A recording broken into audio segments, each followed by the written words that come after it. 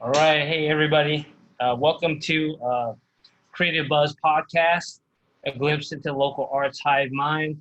We cover San Diego arts and culture. And today we're going to be talking about how the tech boom in San Diego will affect the local arts scene. We're also going to be feature interview with Blanca Lucia Bergman from Art Unites. Um, yeah, so that's what we're going to be doing today. Right now, I'm going to play some music from Blanca. Um, First song I'm going to play is titled "You Know" by one of her bands that she was in, called Dreams Made Flesh. Check it out.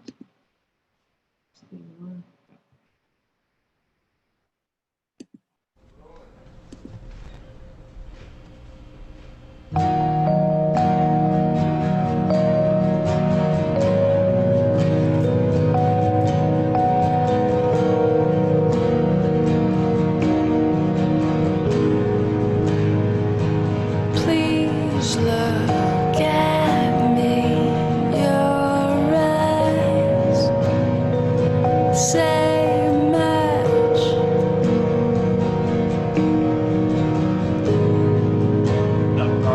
Please look at me, your eyes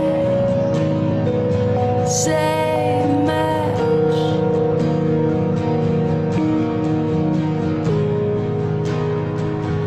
I look forward to moving to a new place.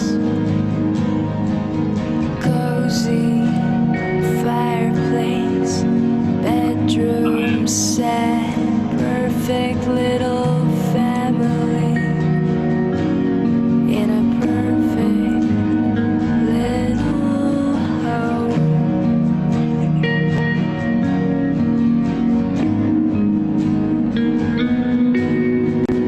Maybe things will be different then. Maybe your kisses will be guiltless then. Your kisses are guilty kisses.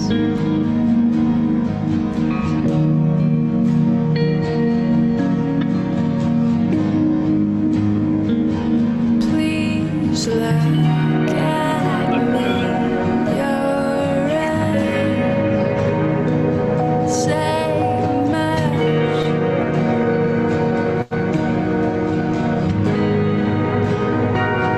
Please look at me, your eyes say much.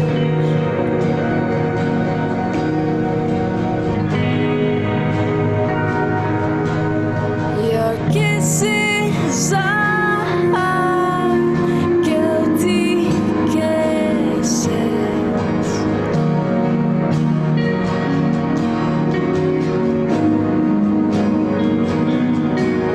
Have you been this long?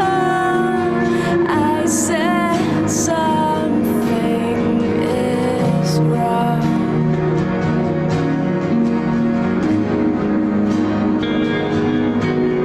Your kisses are guilty kisses.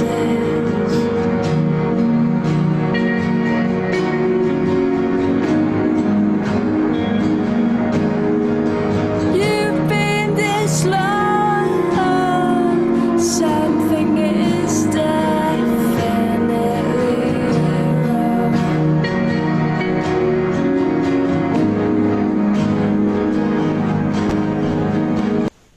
All right, so that was uh, vocalist Blanca Lucia Bergman.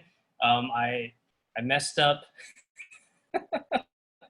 the bands because she's been in a lot of bands. But yeah, okay, that was "Guilty Kisses" by Ilya. And anyways, we're gonna be interviewing Blanca a little later in the show. And now this track is from Dreams Made Flesh, also her other band that she was in. This title of the song is called You Now. I'll get it. Don't you die, you need someone falling in for silence. Say you are, you see me, I doubt the feeling and the day and the day show and the sign and the sign and the sign. Are you love? Are you so low? Hold me. Are you love? Are you so low?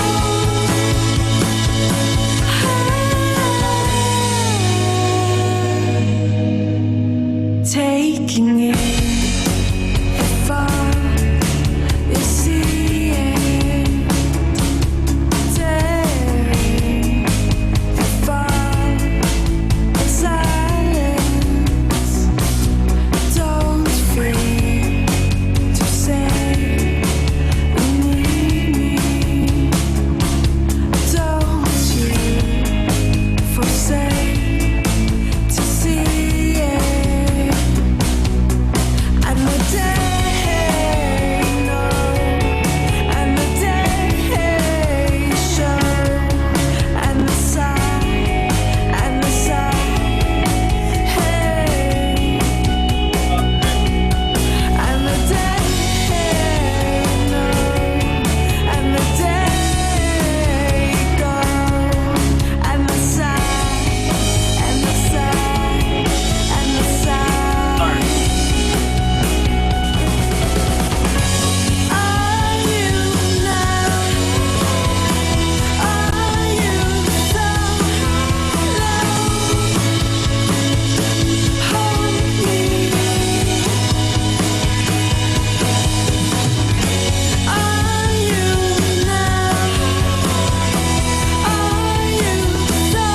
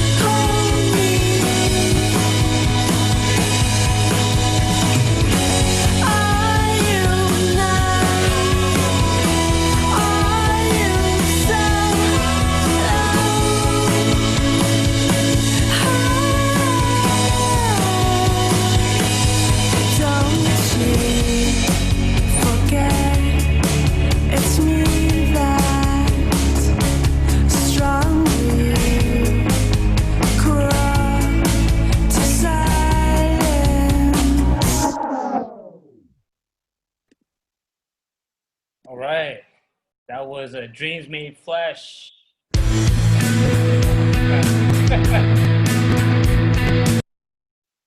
Don't you? Sorry. That was Dreams Made Flesh, vocalist Blanca Lucia Bergman, who we will be having on the show later on this evening. Some comments real fast. Hood Canvas says, JT, what's up? What's going on, man? Hood Canvas's music is fire. Yes, we will be talking to Blanca about her music and all kinds of other stuff later. For right now, we're going to start talking about how the tech boom in San Diego will be affecting the local arts and culture scene. Many people over the past few years have been talking about the ongoing tech boom in San Diego. There has been much talk from business leaders, politicians, journalists, and commentators about how this will supposedly benefit the local economy. However, there is very little talk about how this will impact the local arts here in San Diego. Maybe that is because the effect will likely be highly negative for the arts and culture scene here locally. And this is what we're going to be discussing today. And one example of evidence of the tech boom in San Diego is the expansion of Amazon's San Diego Tech Hub in 2018. This is from CBS8.com. Amazon opened an 85,000 square foot tech hub in University City Thursday that the tech giant says will create 300 new jobs in the areas of software development, machine learning, cloud computing, and digital entertainment. San Diego Mayor Kevin Faulconer and Assemblyman Todd Gloria attended the grand opening event.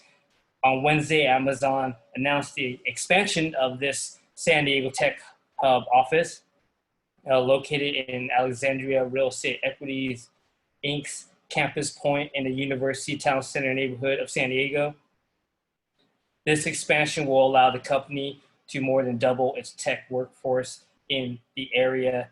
Amazon's San Diego Tech Hub is one of 17 tech hubs outside of Seattle that will employ over 17,500 people across North America who invent and build new products and services for Amazon customers. The teams in San Diego develop software systems that power Amazon Fresh, Prime Now, Amazon Web Services, supply chain tech, etc. So this is just one example. Another example, more recent example, is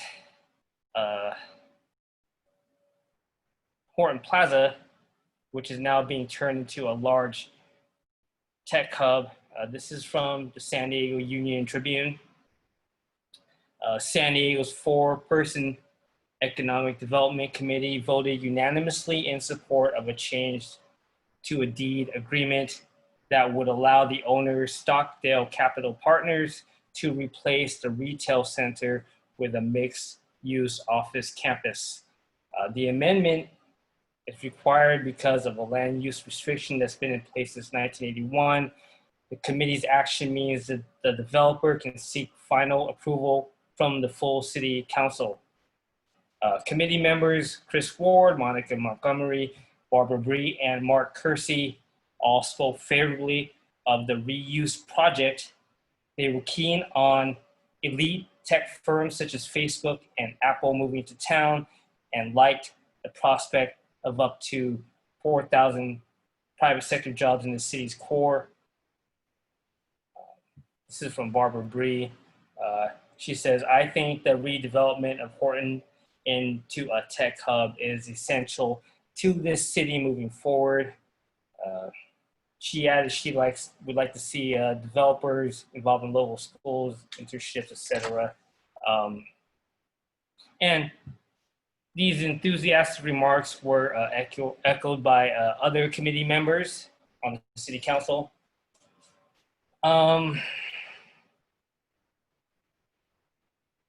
So what they are looking to do is attract tech corporations to San Diego, which would dramatically change the economic and cultural backdrop of San Diego.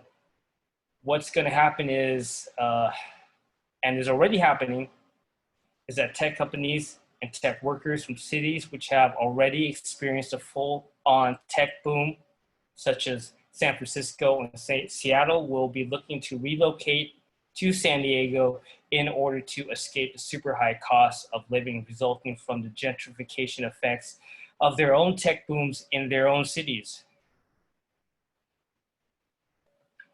In fact, this is what many of the supporters of the Horton Plaza Tech Hub have said they want to happen. In an opinion piece co-written by leaders of the business community, which includes Jerry Sanders, former SD mayor and current CEO of the San Diego Regional Chamber of Commerce. They expressed this exact sentiment. This is from that piece in the voice of San Diego. And it says, the new campus at Horton Plaza will create significant benefits for the community and region. It will also attract high-tech and biotech companies, which appeal to a new generation of professionals looking to experience San Diego's unbeatable lifestyle. To be successful, this project must capitalize on the current market as the tech sector grows 4 times faster than the national economy. High-tech firms are exploring new markets, skyrocketing costs of living, competition for talent, and lack of office space are driving a rapid shift away from traditional tech-centric cities such as San Francisco and Seattle. This changing dynamic provides an unprecedented opportunity for San Diego to further establish itself as an innovative city. And the San Diego region is well positioned to attract these high-tech firms. In the past year alone, major companies, including Amazon, Teradata, Walmart Labs, have doubled down on their San Diego presence, and startups including Reich, Cloudbeds, and most recently, Comma.ai. They're all expanding in and moving into the San Diego region. The campus at Horton is precisely what high-tech, forward-thinking companies are seeking. So that's from the business community.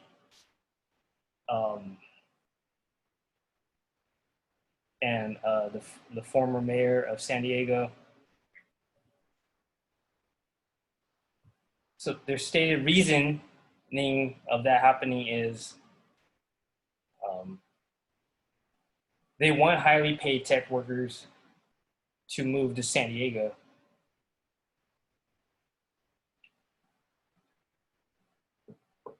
And those workers are escaping the higher rents caused in their own cities by gentrification effects of their own tech booms. This will obviously result in a need for more higher-end housing and the development of neighborhoods. In particular, you look at the location of the Horton Plaza turned tech hub. It will be in downtown. The surrounding neighborhoods, such as City Heights and Barrio Logan, will be absolutely ripe for gentrification. And we already know the effects of gentrification on the arts, right? Art galleries close, venues get shut down. We've been talking about this on this podcast for a while.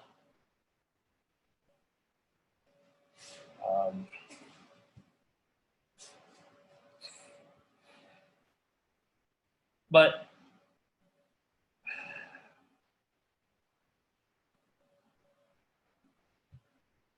one art gallery that we do not want to see close is the sponsor of this podcast, and that's Thumbprint Gallery,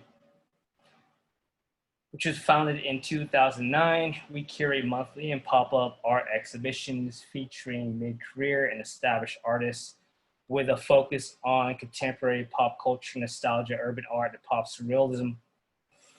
The gallery seeks to provide an eclectic and engaging atmosphere to view art by bringing people together and appreciate local, national, international artists. Help us keep our doors open, which is very difficult in the face of COVID.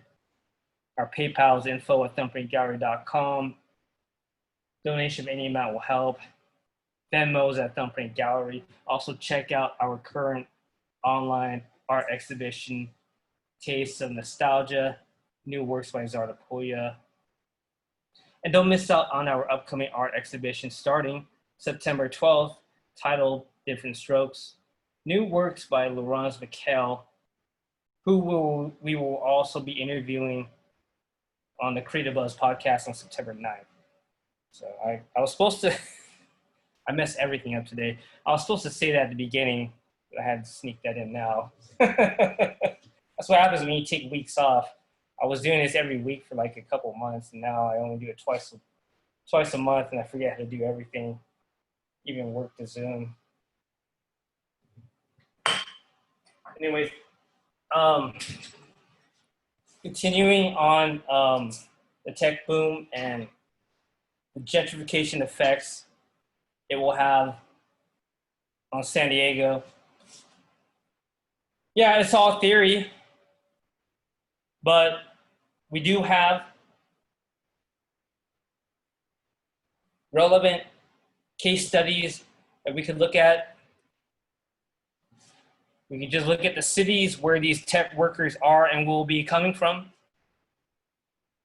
In a very important study, which was recently released, it showed that the tech companies were pushing artists out of San Francisco. This is from kqed.org.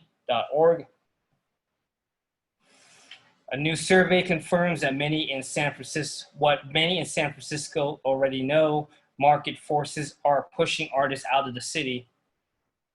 Beginning in July, the San Francisco Arts Commission heard from nearly 600 artists that either live or recently lived in the city. The survey found that over 70% of the respondents had been or were being displaced from their workplace, home, or both.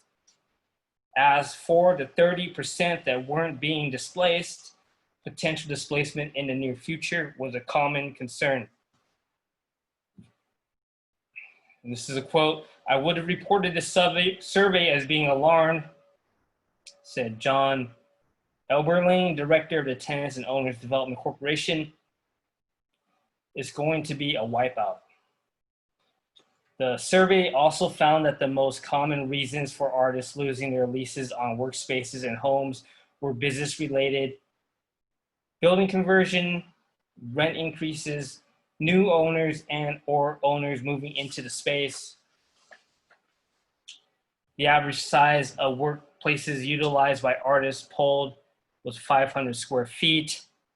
Some artists were being charged as much as $17.33 per square foot.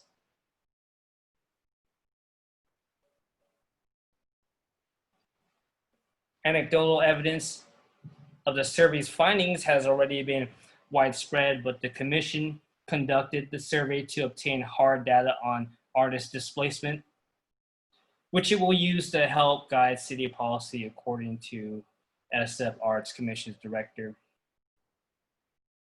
And this is a quote: "So as there's tension in our real estate market, we want to understand what it is that artists are currently paying so that we can make sure that those artists have affordable space for the long term." That's from the director of cultural affairs. This is from an artist named Chung Chan, Studio 17 member. And he says, "Please know that this issue is much greater than the loss of artist space. It's about the displacement of communities and cultures of the working class and people of color. We artists see ourselves in these communities." Sounding kind of familiar. This is from artnewspaper.com. Few locals believe the cultural changes and cost of living challenges the tech boom has brought can be reversed. "I think the results will be shocking," says Kenneth Baker, who was the art critic of the San Francisco Chronicle for 30 years. Artists are being driven further and further to the periphery, and you will feel it. This is from an opinion piece by Jason Ditzian in the bolditalic.com. San Francisco once had a reputation the world over as a locus for artistic foment. Oakland and Berkeley weren't so shabby either. Nowadays, that reputation is running on fumes. We're still here, but it's hardly the robust scene it used to be. Imagine San Francisco et al. Bereft of its vaunted artists. No more young, edgy, aspiring creatives moving here to follow their non-commercial dreams, and all the established artists getting priced out of their studios. Anyone who hasn't crossed over into tech, aka designing advertisements, scoring video game soundtracks, etc., or married a techie, the free market is coming for us. Except for the highest echelons of the art world, everyone who lives and creates work here is struggling to hold on. We're talking about San Francisco. It fundamentally doesn't pay enough to be a working artist to live here. Sure, you can keep it real and live in your rent-controlled studio apartment and eat burritos forever, but forget about ever raising a family or owning a home. Well, if this is going to happen in San Diego, at least we have better burritos, right?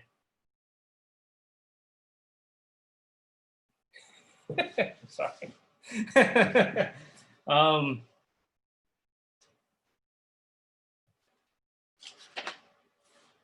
Okay, so it goes on. If you attend performances in the Bay Area, here are names you'll never see on the funders list. Google, Twitter, Facebook, Apple, Microsoft, Oracle, Salesforce, Uber, and so on and so forth. These techno-libertarian types are all too overworked, quote unquote, saving the world to meddle in local arts affairs. They probably think tech is art 2.0 and that we 1.0 types are getting phased out like rotary phones. It doesn't matter how many beautifully designed consumer products come out of the Bay Area or how gorgeous the graphics are for some hot new app. The energy and vibrancy of full-time non-commercial working artists is a different thing. I think it's an important thing, and it's a thing that's going to be extinct in the near future. Not that there won't be performances filling theaters and concert halls. There will still be plenty to see and hear. Touring artists, DJs, clubs, all that. My biggest fear is that most busy folks won't even notice the difference on the surface. It will seem like the Bay Area is still happening.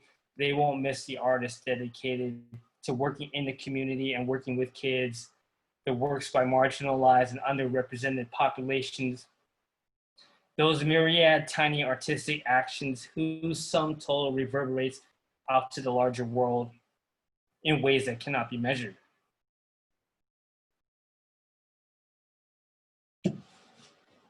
Oh, okay. So that's it's from an artist who is experiencing being gentrified out of his artist community and witnessing the downturn of the arts and culture in San Francisco.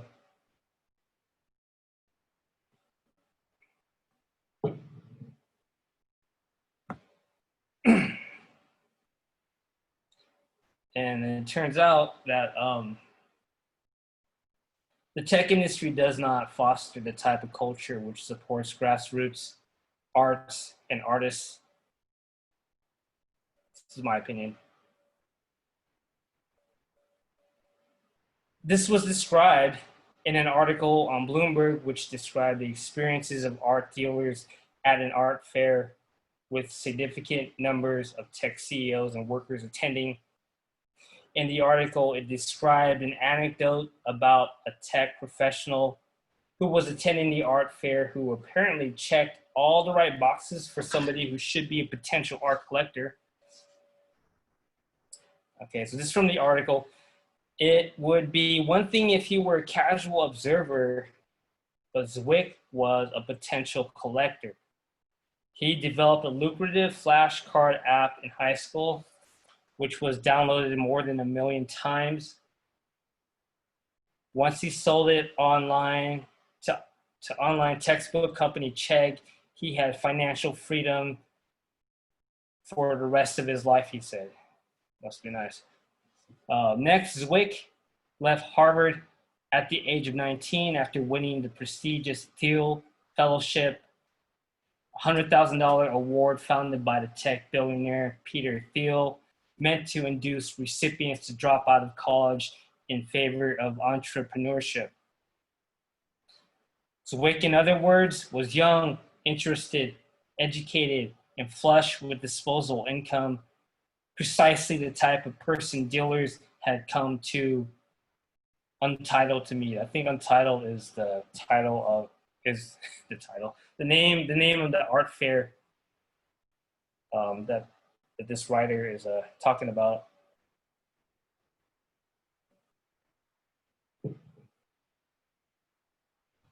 I was hoping and still am hoping to meet a few tech collectors, said Toby Clark, the director of London's Vigo Gallery, a few times after his Zwick's visit. I thought there would be tech squillionaires who would need a bit of guidance, which we're very good at providing.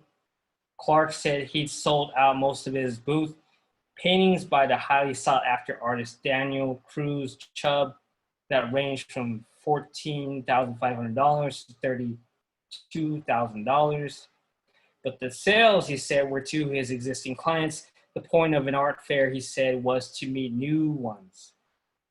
We try to be really friendly and hopefully we'll meet one or two, he said. But yesterday there was no one. As the fair wore on, other dealers began to express the same sentiment.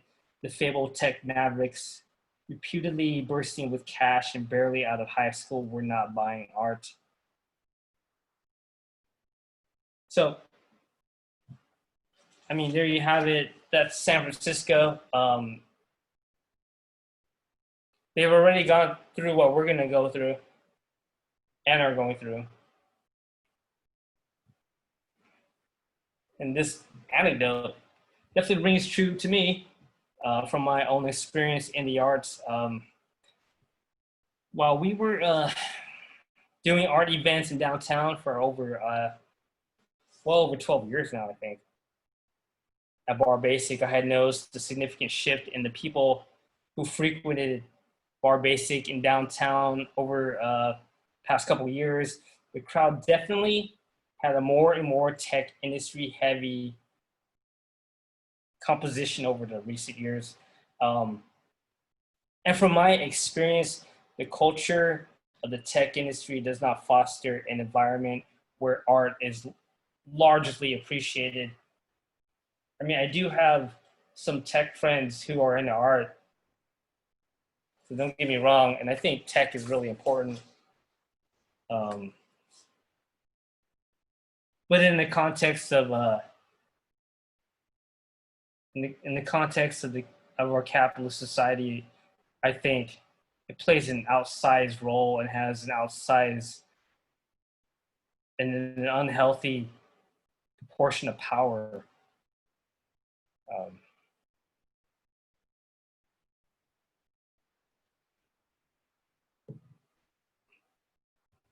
So yeah, we used to do these art exhibitions at a co-working space. I can't even remember what the name of it is. It was in downtown a few years back, and the clientele at the co-working space were mostly tech industry people, almost all.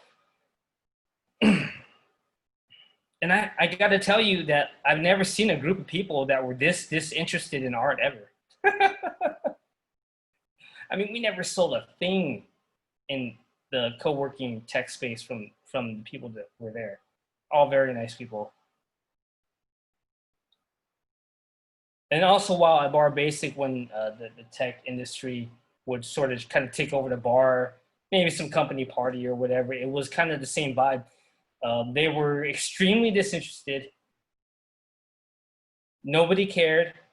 And of course, no art was sold, period. And I talked to other promoters at Bar Basic downtown, art promoters. They said the same thing. Even the live music, they were mildly interested in, really.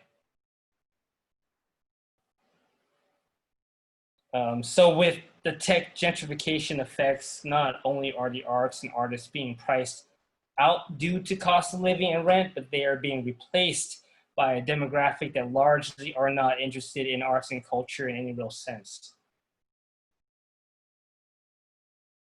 And so, of course, as you know, those that listen to the podcast, gentrification effects fueled by wealth inequality. We have been talking about this consistently, and that will result in skyrocketing costs of living and rents, which will eventually price out everyday people, along with artists, art galleries, culture-centric businesses. All right. Here's a video of protesters speaking out against the displacement and gentrification being caused by the tech boom in San Francisco.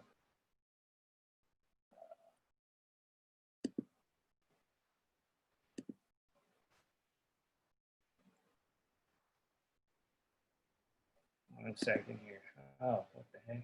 Video went away. Hold up, guys.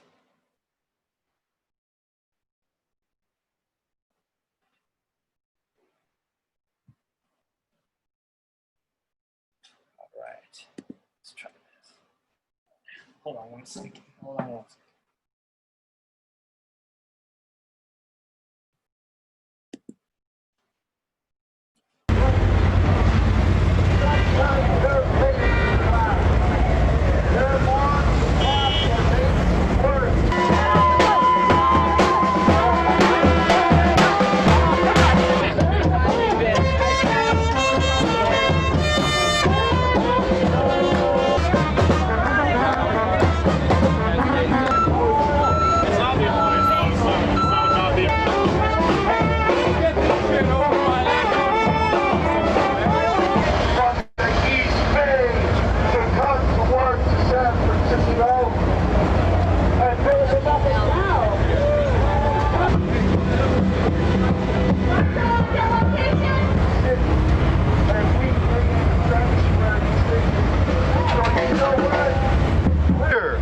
Mom is 79 and Pop is 82 and have lived in San Francisco all their lives. It's not okay to displace people to come in here in the name of progress and eliminate a whole group of people that have contributed and have been here for a long time.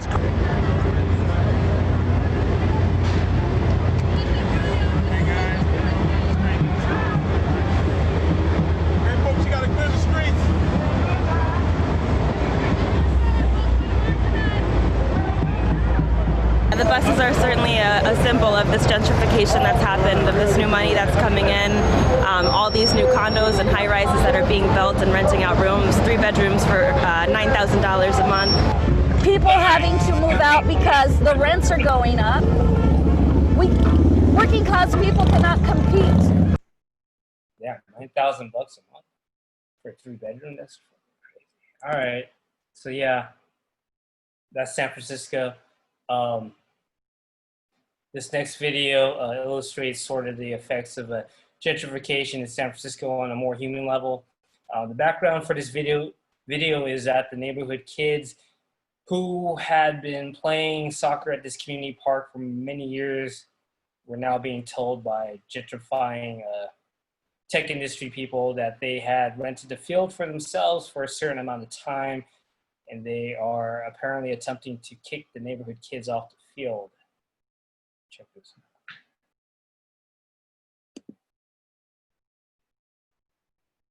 out. 6:55. Homies are playing. They're waiting for the field at 7. It's about to go down. We have the 7-8. Yes, you do speak English. I heard you earlier. Yeah, we have the 7-8. Good? Really? Yeah. Yo, there is no 7 to 8 anything. If you want to play pickup, you play pickup like the rest of us. It's not You don't pickup. You get the can book fucking the field. You can book the fucking field. Just because you got money and you can pay for the field, you don't get to book it for an hour to take over these kids' fucking like play. It's Connor here. Bullshit. No, it's bullshit. Excuse me, sir, you don't have any paper for the rent, you know? Never happened. Let me see the paper for the rent, you know? I don't have it. Connor has it. Friend booked it. Who's Connor? So the body, He works for them. then you guys get the field. You got the You permit? know, Yeah, that's fine. Let me see. Let me see. Let Hey, me is see. Connor? Hey, let me see. No. I mean, if it was Connor, I'm pretty sure you'd be here at 7 to 8. 7 to 8. Yeah, I'm pretty sure you'd be here 7 to 8. It's not. Yeah. So, because I don't know when, you know what I mean? So, can you let me see your paper for the rent? Yeah. Okay, you can do it 1 hour or 2 hours, wherever you want to do it. Let me see. Our friend booked it. He's not here yet. When he comes, Yo, you don't understand. You don't understand. It's not about don't- I booking the didn't book field. it. It doesn't matter. This field has never been booked. You don't understand. So, This field has never been booked. The last 3 years. How long have you been in the neighborhood, bro? How long have you been in the neighborhood? Gives a shit who? Over a year. Oh my God. This field is, we play every Sunday. How long have you been playing here for? Because my whole life, I've been born and raised here for 20 years, and my whole life we've been playing. You can share. One time, you let other people play. We will share with you. Why don't you get a team and we play pickup 7v7 like it always is. all that we understand. There is no permit. It does not matter if there's a piece of paper. Why don't we all just play? I would love to play together. Let's do that. Then let's play. Then why can't? Then let's play. You got a team. Alright. We got a team. Let's play 7v7. That's how it is. 7 on 7. Wait your turn. And wait your turn. Oh, you fucking We answer. got till 10. Are you recording an argument right now? Yeah, cool. Why? Who's the problem? Like, for real? Is there a problem? Yeah. That's where the camera's No. I think there's no problem with recording. No problem. Yeah. There's no problem. No problem. So if you, can we go read the sign again? I've got it right here. You can bring the costume if you want. That's a different story. Thank you. It's real. Look at the day. Oh, can I see it? Thanks, guys. We're gonna. Can I see it? I haven't seen it yet. Join us over here. See you. Get my Thanks, seat. guys. Get my seat. Yeah, come on over here, man. We're gonna start the game. Thank you. Show the kid the permit. Oh, why are you going over there? Oh, throw it in my ass.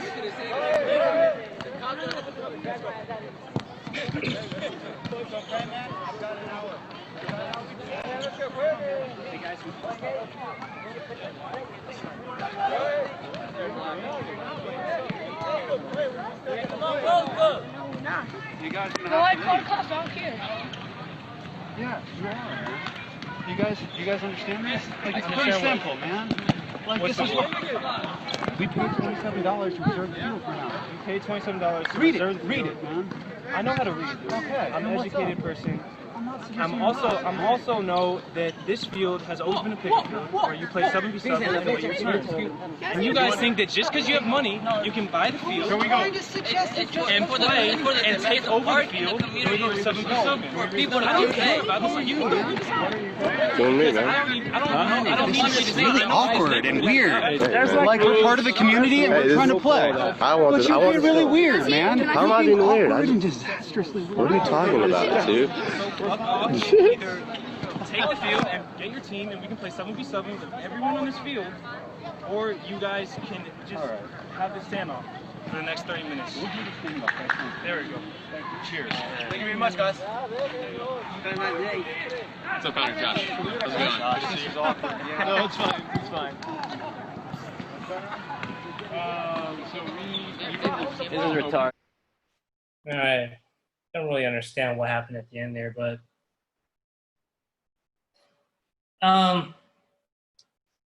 obviously some conflict.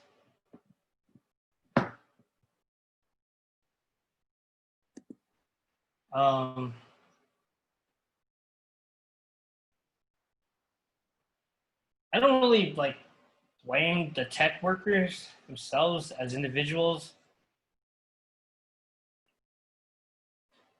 I mean, they thought they rented. I mean, they did rent the field, and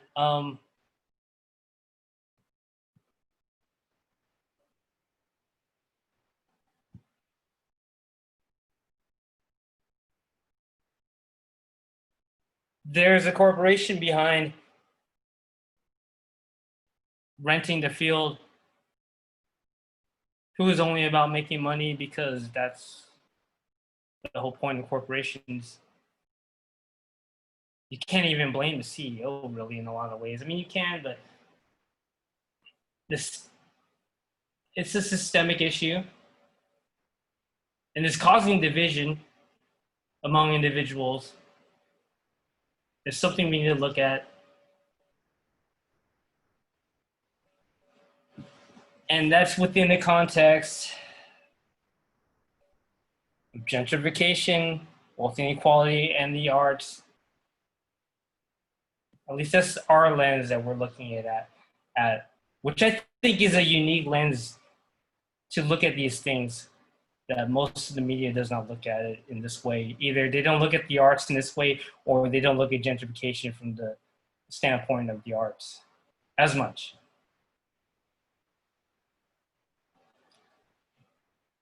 It's complicated.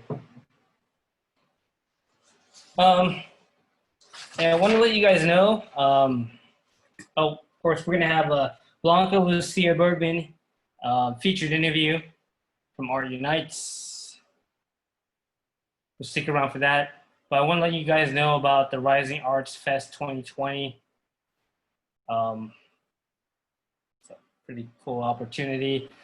The Rising Arts Leaders San Diego's Artist Advocacy Committee is committed to actively bringing arts awareness to the greater San Diego artistic community and providing opportunities for local artists and creatives.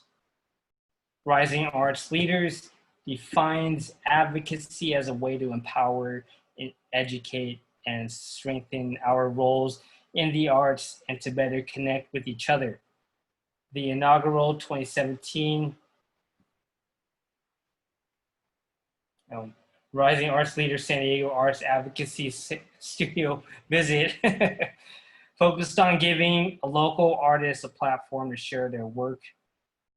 This year, due to COVID-19, the studio visit is being replaced by a week of short performances, offering nightly leading up to the event on Saturday, September 19th. Our hope is to bring a sense of connection to the communities of our San Diego artistic community by providing the opportunity for local performing artists to share their shine online. Each invited artist will receive a $200 honorarium. Deadline August 31st, 2020. I'll post a link in the Facebook event page. Email me, send me a message if you need that. Email thumbprintgallery@gmail.com. And also, Thumbprint Gallery is the sponsor of this podcast. Help us keep the doors open during this time of pandemic. Any donation of any amount will help. Our PayPal is info@thumbprintgallery.com. Venmo is at Thumbprint Gallery.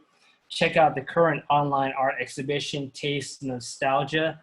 New works by Zardapulia, thumbprintgallery.com. Also, don't miss out on the upcoming art exhibition starting on September 12th. Different Strokes, new works by Laurence Miquel. Also, we'll be interviewing Laurence Miquel on the Creative Buzz podcast on September 9th. Also, during that day, on that same day, September 9th, on this podcast, we're going to be analyzing the upcoming San Diego mayoral race between Barbara Bree and Todd Gloria.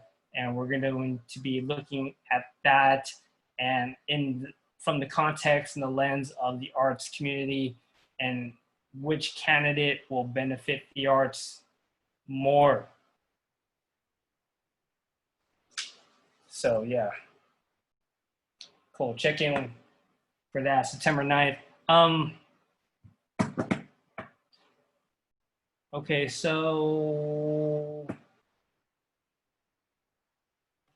everybody on Instagram, I'm going to end the feed. I'm going to come right back because they give us a limit on how long we're able to stream. Let me read some comments real fast. Laurence Mikel, who we'll be interviewing next time, but he says 9K. He's referring to 3-bedroom apartment in San Francisco, $9,000. God damn. All right. All right. I'm ending the feed, but come right back. Oh, also, and I'm also going to be playing music from Poised in the Darkness. Lead singer is Blanca Lucia Bergman from Art Unites, who we'll be interviewing. So, all right, ending the feed on Instagram, and I'll be right back. All right. Shoot.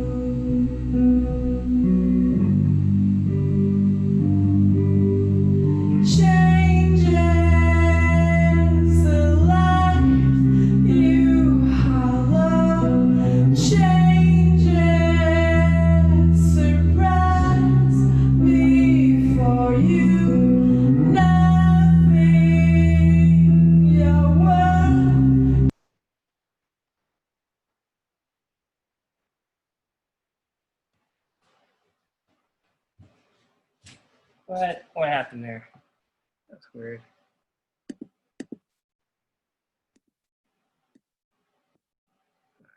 Strange. I don't know why that happened.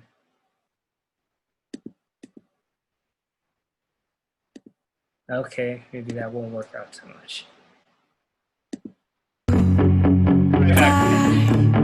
You need someone falling in for silence. Say you are, you see me. I doubt the feeling.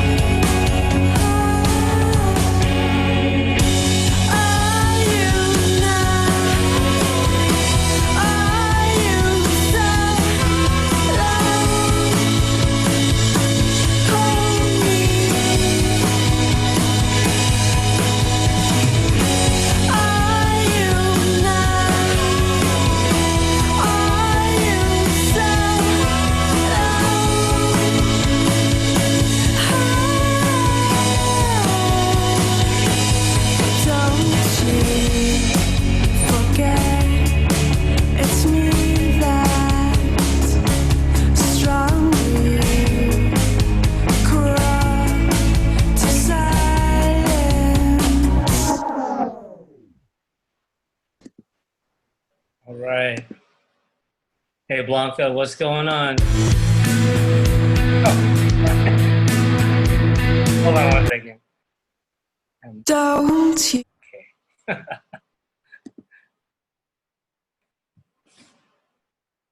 So we're going to be interviewing Blanca Lucia Bergman. She's the founder and CEO of Art Unites, San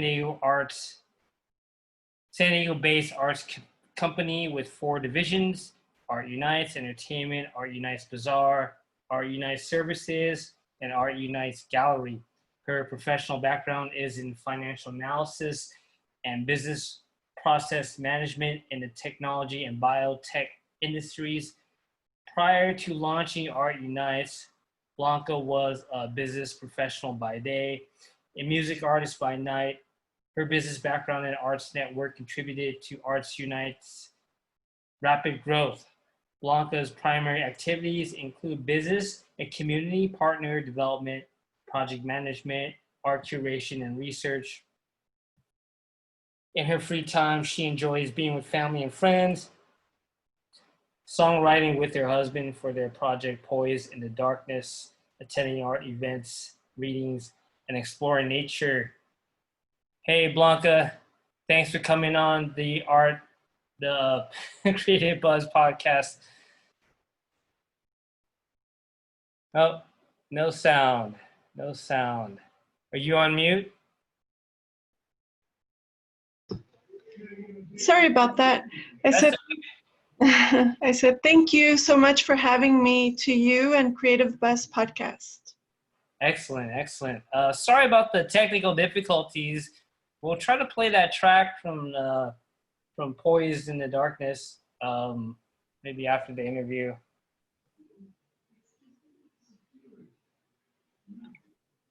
So how are you doing? How has the pandemic been treating you? Well, it's been a challenge for sure, like it has been for every single person I know. And for Art Unite specifically, it just totally destroyed our plans for 2020 in terms of the events we were planning to host this year. Yeah. And collaborations we were planning to do. And for me as a musician, the festival, gallery, and other events that we had lined up for our band were canceled. Oh, bummer. Yeah, I mean, pandemic has been like pretty brutal for the arts community because we're all so kind of events based, yeah, it's been kind of tough. But I noticed that you at Art Unites has been you've been adapting with online events and whatnot. If you could tell us real fast for people that don't know, what is Art Unites and what's the mission? Like, what exactly is Art Unites about? Sure. Art Unites is best known for hosting interdisciplinary art events throughout San Diego.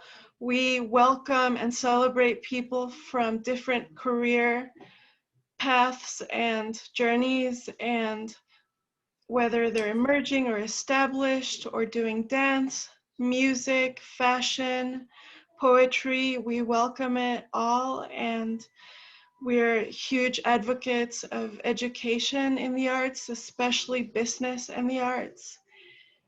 And as I said a moment ago, our plans for this year had to change, and that's okay. We're learning new things, we're forming new collaborations, we're navigating Zoom, and one of our goals for this year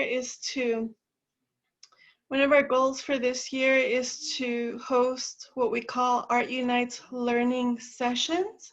Okay. That's community conversations, it's workshops and classes that are either free to make it easy for anyone to access, and also some are not free. But the idea is to empower artists with values-driven events, collaborations, and opportunities. Cool. what type of events are they? Like, what are the topics you cover? Yeah, what kind of stuff are those events about? Like, for example. Sure. So one example would be last year we hosted an event titled Records and Rhymes, where we invited some of San Diego's best known hip hop music artists to perform. And then we had a panel. So this is the education component now. We had a panel of established hip hop music artists to talk about things like where are some of the best places to record hip hop music? What are some of the best venues? What are your recommendations for emerging hip hop artists and so on? So that's one example. And we featured art, we featured music, we featured dance, we featured even an open mic between sets. So it's eclectic for sure. Nice. When did that event occur? It was around this time last year. Okay, and like that was pre-pandemic. So was it at a venue? Or was it online, virtual? Was it? It was at one of my favorite venues, which is the Casbah. It's a venue that's very dear to me because I've played there many times with my different bands. They're highly supportive of Art Unites. They allowed us to do quarterly events there, and we're very accommodating and kind and again supportive, and we love them. So that happened there, but we've done events at underground spaces, alternative art spaces, at galleries, at places like Border X, so at a few breweries, and just anywhere that art is loved and appreciated. Okay, very cool. What about the online events? I know you guys are doing a lot of online events now because of the pandemic and whatnot. What kind of stuff are you doing in the virtual space to help empower artists and creatives?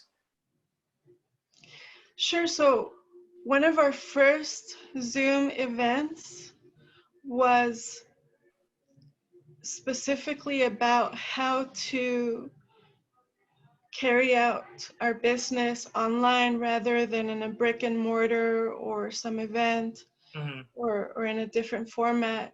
And for that event, we had business strategist Sean Cassidy, who, if you don't know, please look him up on social media. He's a very bright, knowledgeable business strategist who's highly connected to people across industries, and he shared some very insightful information, which you can find for free on YouTube. Okay. And what upcoming virtual events do you have planned? Did you have one recently? Did you have one a couple of days ago? We had one yesterday night. Okay. What was that about? That one was titled Normal 2.0. And in the event, we talked about what is our personal or personally designed Normal 2.0. Economists paint a very bleak picture, and I understand that. And when I looked at San Diego's unemployment stats recently, we're above 13%. So yes, there's grim news everywhere for sure. And what you shared today was also sobering. Yeah, sorry about that. Sorry, guys. Tough, but I do have some good news, which I would love to share with you. Please. Sometime tonight. Yes? Yeah. You can share it now, or well, what good news is that? I'll take good news. I'll take it. Whatever it is. So I have a lot of information, you guys. I hope that you find value in it. I wrote some notes for myself just because it's that much information to share.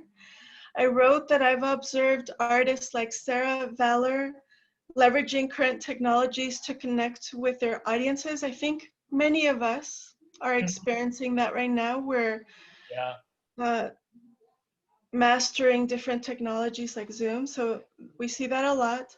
I've also seen artists who have lost their jobs at local businesses or nonprofits become entrepreneurs, so I'm excited about that as an entrepreneur. This is what I'm really excited about.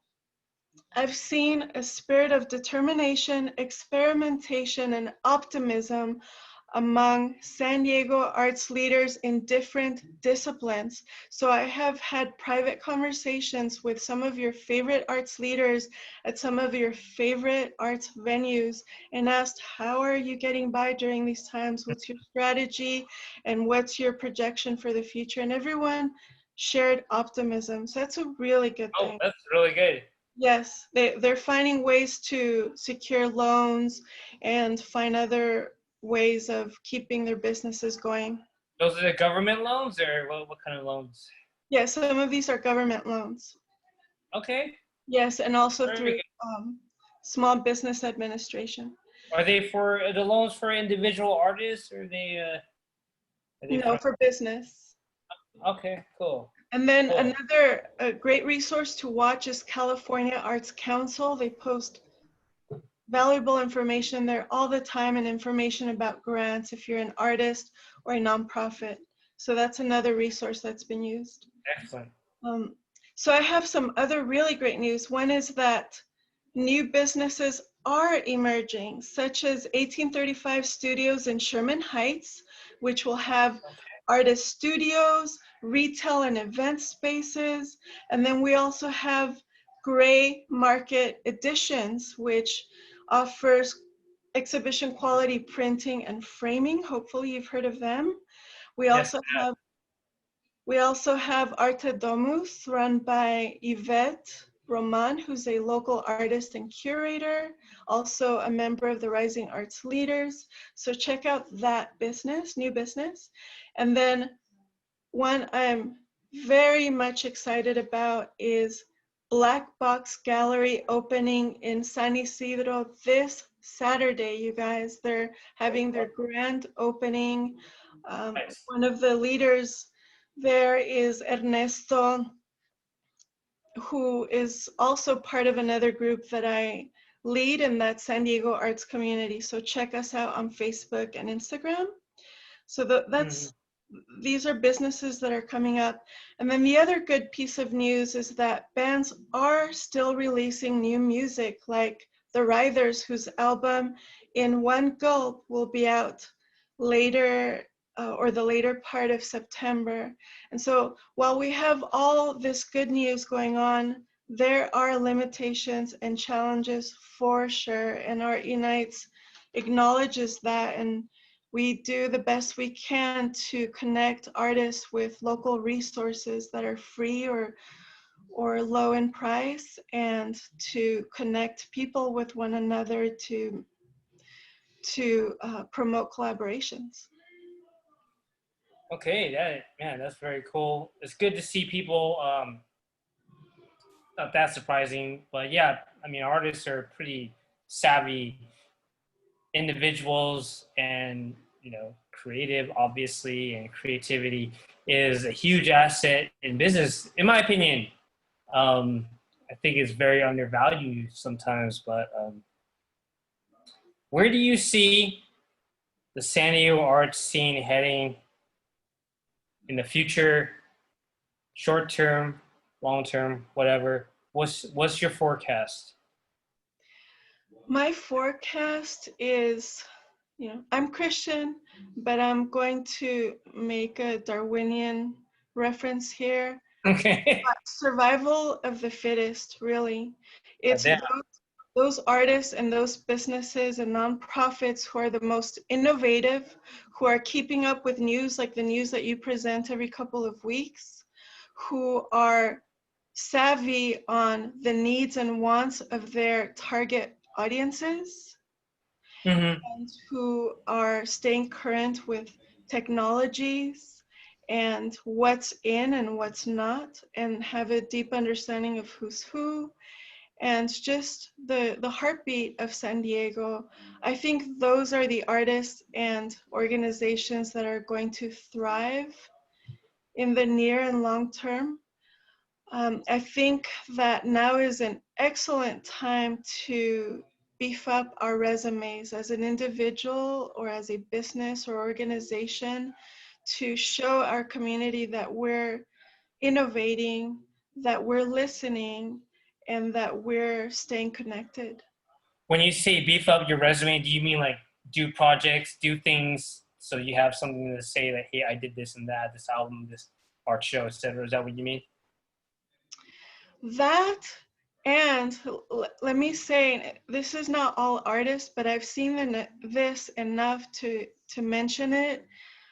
I've seen artists not have artist bios on hand, or artist statements, or Oh, labels, and I don't mean sticky notes. I'm talking about professionally done labels for artworks. oh, right. You're talking about labels for like art shows. We're talking visual artists now at like whatever venue, and if certain venues or certain events, you're as an artist, you're responsible for creating your own labels, etc. And many artists don't have that. Well, what I'm saying is now, as just visual artists for a second, now is the time to have all of that in place and have it looking its best and ready to go, so that when we see those call to artists, we are ready to stand out. And if you're a musician, to have an electronic press kit, to have professional photos, that's one thing I see that's lacking a lot. And myself included, I need to update my professional photo. But it's these things that I look at in selecting artists when we've done events in the past, and I know that my colleagues and gallerists and other people look at these things too. So now is the time to do everything within our power to stand out. These are just some small ways. It's also important to understand the art buyer demographic here in San Diego. Whose art are they purchasing? A lot of that art is outside of San Diego. And so why is that? Part of the reason is that they're looking to procure pieces that are or have been displayed in museums with high tags, price tags. Sure. And speaking of pricing, that's another thing to research as an artist, a visual artist specifically. Many people ask me, well, how should I price my art? And I say there's no one size fits all formula for pricing, but it's important to evaluate ourselves and what is the demand for our art? Have we been featured before? Where have we been featured? Have we been interviewed? So now is the time to seek out opportunities like that, to beef up our resume, as I said earlier, so that we can be in high demand, so that when those tech individuals move into town, they will want to buy our art, whether it's music, whether it's dance, whether it's visual art or poetry. Their eyes will be on us because we've done our due diligence. Right. Okay. How have you seen the music and art scene change over the years? You've been involved for quite a while. Well, what are the changes? Music, art, all arts really, but any comments on that? Sure. I'll speak to music since I'm biased there. I know that best. But as far as the music scene goes, what I've seen change is when I started doing music in the early 2000s, it wasn't too difficult then, with the right marketing, to have a group of followers who consistently came out to shows. So you would see them at one show and you would see them at the next and you would see them a few months later. That was the early 2000s? There were more loyal followings. Then, as technologies changed and everything became accessible online and very convenient to just watch from home, and then we had Netflix and other similar platforms and Amazon and others offering alternatives to going to a music show. Now we're competing. It's not as obvious, but they are competitors of some Oh, kind. for sure. Yeah, absolutely. we're competing for eyeballs and ears to check out our art, and so it's become increasingly difficult to maintain loyal followers. Mm-hmm. And also as we improve in our technologies, it seems to me that our attention spans become shorter and shorter. And that affects our artistry too, and how it's purchased or not. So you're a musician. Um, when did you start making music? How did all of that start? Well, when I started, it was before the 2000s. I had very little knowledge about singing. I had no formal training. I had a friend who could barely play guitar, and she and I formed a band called Joy Chamber. We played all of one show to a group of our friends, and that was that. Wait, was it all original music? Yes. But you only got one show out of all the songs? Well, all of like 3 songs, maybe. Oh, okay. Well, that's not that bad. That's all right. That's a good start, actually. So talk about exploring, and I want to make a point about that. Yeah. It just goes to show how much a little encouragement, how far that can go, because we were encouraged for sure. We had no clue what we were doing, but it was the encouragement that drove us or pushed us forward. Encouragement from who exactly? From our circle of friends that we could do it, even though we were amateurs. Then I auditioned for a band named Turnstile, who are one of the nicest groups of people I've ever met, but our musical tastes were very different. And being in a band is like being in a relationship, in that your values and your tastes really have to align for a long-term relationship. And our tastes didn't align, although I really liked them personally and admired their talent. After that, I auditioned for Ilya, and that was just a match made in heaven right away. Oh, nice. We had similar interests. We had very similar values. We had the same taste in music, and so it worked perfectly. And with that band, we were able to travel across the United States multiple times to have a music label in Kansas City, Missouri, to have a band manager, to have an attorney, and have a video and things like that. So that was great fun. We also traveled to Japan and Canada and across the border. So I recommend, yes? Oh, so you said that you vibed on the basis of I guess personality, values, musical style. I mean, does skill play a role, or skill? What is that important? Is that more important than the other factors, or is it? I mean, I guess you gotta be somewhat competent. Yeah, yeah, for sure. I mean, you've got to be somewhat aligned in that regard too. It's tough to play with, and I have to say they were far more talented than I was at the time. Maybe my charisma helped me initially, but nice. I Put your way in. That's the way. That's the way to do it.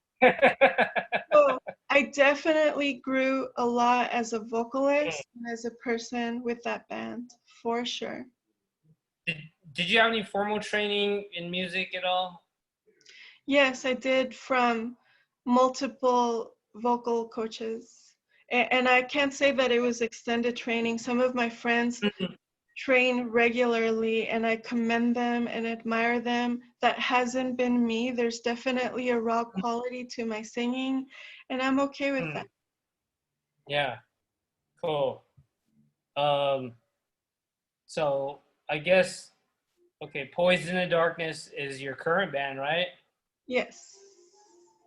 And so you're in the band. Who's in the band? Your husband Mm-hmm. and somebody else, right? Yes, we have Sean and Steve, who both play guitar, and well, Sean plays bass, but he also plays guitar, and Steve plays guitar. They're both engineers, recording engineers. We also have Brendan, who plays guitar, and their guitar styles are very different but very complementary in the style of music we do, which is post-punk and dark wave. And my husband and I absolutely love dark music, especially the original post-punk music like Bauhaus and Joy Division. And now we like bands um, that come from Europe in the dark wave genre. Cool. Um, what is it like to work with your significant other on a creative project? What are the benefits and challenges? Loaded question. Okay, so Loaded. what? Loaded question. No, so I can't really think of too many challenges. Maybe one challenge is that we don't want to step on each other's toes since we're both vocalists and we're both very respectful of each other. When we're in the songwriting process, we look at each other and want to honor the other person's new idea. So sometimes we both have an idea at the same time and we kind of giggle and look at each other and think, you first. No, you first. So that's a hiccup. What's that? I said that's pretty good. You don't let the ego kind of take over. That's very good. No, it's more just a matter of, who's going to launch their idea first, but we're very respectful of each other in that way. As far as benefits, I trust Jess fully to understand my direction, to understand my preferences in playing keyboard, for example, and he often plays keys. And he trusts me, so because we are married, we know each other so well, sometimes even without saying a single word. We understand each other's body language, and so we adjust as needed. It's really simple, and it's so much fun. We spend a lot of time laughing. That's great. That's pretty cool. What advice would you give an artist, musician, or creative just barely starting out in San Diego? Like what piece of advice? Maybe one piece. Find your tribe. What was that? Find a group of people who have similar interests and passions as you do. I've heard from many people over and over from within the arts and outside of the arts say it's tough to make friends here in San Diego, and while I feel for them, I can't say that I share that experience. I feel so blessed to have many friends from different sectors. As you read earlier, my background is in the tech and biotech industries, and so I have friends from those industries. I have friends of all different ethnicities. I have friends who are established artists, friends who are emerging, but the point is to get out there. When I was in my 20s, I would go to concerts by myself, I would go to movies by myself, and I always made friends. It's because I made an effort to just be genuinely curious and to ask questions and to say hello, and it's actually pretty easy, but you have to start by approaching those groups and individuals who share your interests. Okay, that's really good advice. Thank you. I think the arts and the creative industries is a lot of it's about depending on your goals, like who you know, yeah, your group of people that you know, meeting people. Yeah, so that's good advice. When I was in college, I didn't even know I didn't even know what the term networking meant. I think it was a computer science term. What would you say? Did you think it was a computer science term? Yeah, that's what I thought it was. I was a literature major, so I didn't know. I mean, I was pretty introverted. I am introverted, and yeah, I heard the term networking, but now, yeah, I feel like that's all I really do is network. But You're a master at it. And I try not to even use the word networking because I know that many of my artist friends cringe at the thought of that. So I call it friendship building. I like to call it friendship building. yeah, I mean that's reasonable too. Um, what upcoming things do you want us to know that Art Unites is doing, your band is doing? Like what do you want to know? What do you want our audience to know to close us out? I'd like you to know that we're on Instagram at Art Unites, we're on Facebook at artunites.co, that we have the Art Unites learning sessions, so please stay tuned to learn more about those. And finally, I'm very excited to share that there is an Art Unites in India who is doing some similar things as Art Unites here in the United States, in San Diego.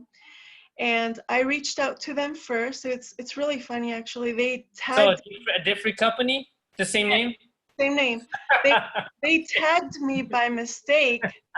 That's good. And so I reached out to them, and long story short, we have a Zoom meeting tomorrow and we're going to talk collaboration. Dude, that's so amazing. I like that. Okay, so we're gonna play after this. We're gonna attempt to play Poison in the Darkness again. But we're gonna play Whisper Girl, and then Crooked Rulers. I guess they're connected with Art Unites. How are they connected with Art Unites? Exactly. Then I'll let you go. Yes. So quick comment. I would say ditch the Poison in the Darkness song because I'll share the link later. But I would love for you to play The Void, and I would love for you to play The Beast released by two of my favorite San Diego bands, both of which have been featured through Art Unites at our past events. Okay, cool. So, hey, thank you so much for being on the Creative Buzz podcast. And I hope you can make it back. And yeah, keep us informed on what you're doing and all that. Thank you so much. Thank you very much. All right. So right now we're going to go into Whisper Girl and her song titled The Void, and she's connected with Art Unites. Also, the next podcast is September 9th. We'll be interviewing Laurence McHale, who has featured our show at Thumbprint Gallery. We're reopening, in theory, September 12th. Yeah, so this is Whisper. Oh, yeah, so September 9th, same podcast. We're going to be talking about the San Diego mayoral race from the point of view of the arts and what each candidate has to offer, advantages, disadvantages, etc. Okay, this is The Void by Whisper Girl.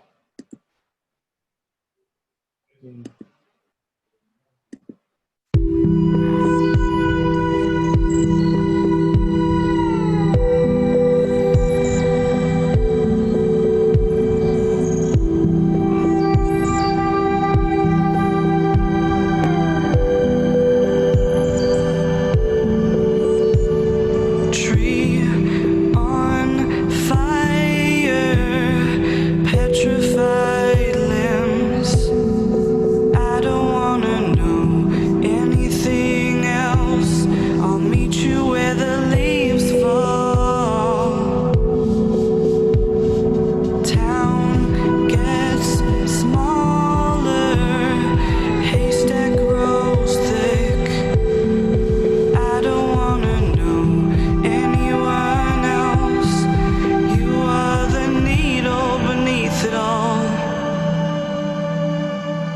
Meet me in the void when you change your mind. A mouth full of secrets on the face of unsure time. I'll be in the middle, watching myself breathe in and out in circles, 'cause I know I cannot leave. Meet me in the void when you change your mind. A mouth full of secrets on the face of unsure time. I'll be in the middle, watching myself breathe in and out in circles, 'cause I know I cannot leave.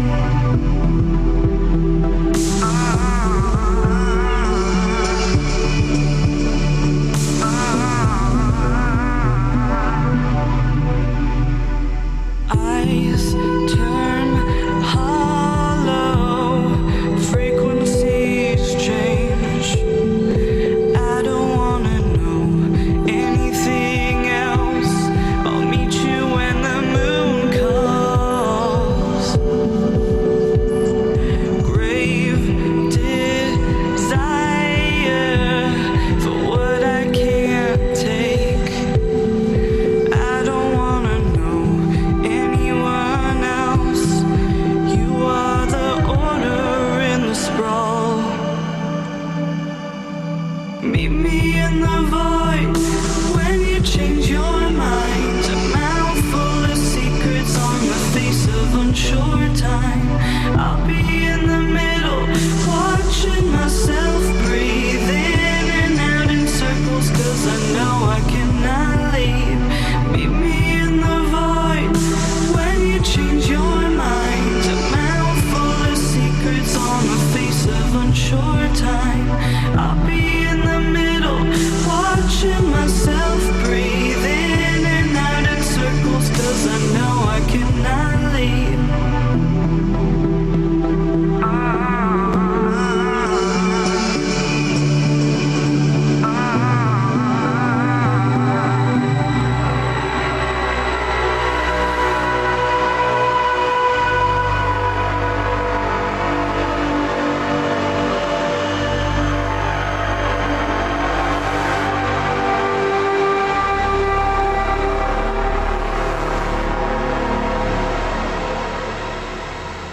Meet me in the void when you change your mind. A mouth full of secrets on the face of unsure time. I'll be in the middle, watching myself breathe in and out in circles, 'cause I know I cannot leave. Meet me in the void when you change your mind. A mouth full of secrets on the face of unsure time. I'll be in the middle, watching myself breathe in and out in circles, 'cause I know I cannot leave.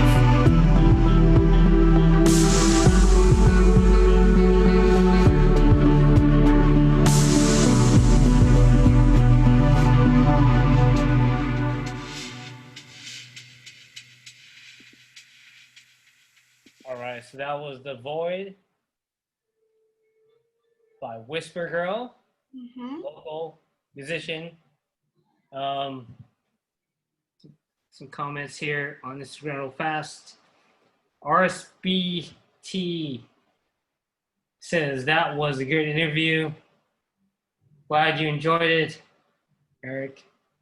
Laurence McKell says need to hear your music now at Blanca. Yeah, so go to our YouTube and listen to the beginning of this podcast episode. You'll hear some of her music from different bands she's been in. And all right. So this next track is titled The Beast, released by Crooked Rulers, another Arts United affiliated band, San Diego. All right, let's check it out.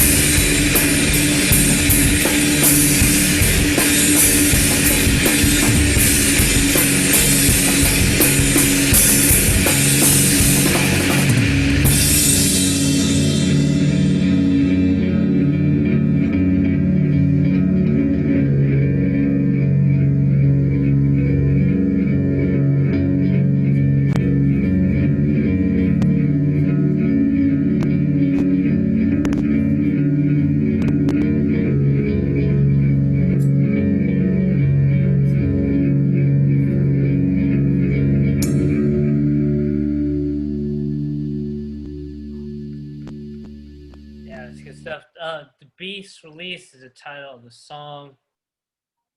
Crooked Rulers is the band. Art United's affiliated band. And thanks everybody for coming by the Creative Buzz podcast. Just a reminder, Dunbar Gallery is the sponsor of this podcast. Help us continue supporting the arts of San Diego. Make a donation of any amount to our PayPal info at thumbprintgallery.com. Venmo is at Thumbprint Gallery. Check out our current online art exhibition, Tastes of Nostalgia, New Works by Zara Napoya. Also, don't miss out on our upcoming art exhibition starting on September 12th. Different Strokes, New Works by Laurence Michael. We'll also be interviewing Laurence Michael on the Creative Buzz podcast on September 9th about the art show. We'll also be talking about the upcoming San Diego mayoral race between Todd Gloria and Barbara Bree from the perspective of the San Diego arts and creative industry. And we will be analyzing which candidate will be better for the art scene.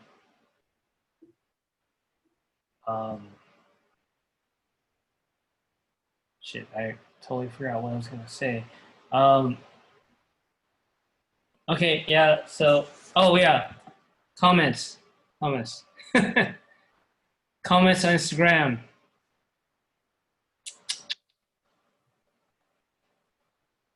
Art Unites, aka Blanca, says, I got to sing backing vocals for the Beast release once. At the Casbah, I was in heaven. Oh yeah. Art Unites says the vocalist for Crooked Rulers is also in the band Belligerent. Art Unites says the drummer Eric, one of the best since SD, is also in Kabulon. Okay. Check out these bands, friends: Whisper Girl, Crooked Rulers, Belligerent, Kabulon, The Rithers, Magical Animals. All right, cool. Thank you. Thanks, Blanca. Thanks, everybody, for coming by. Creative Buzz Podcast. See you September 9th. Have a good one.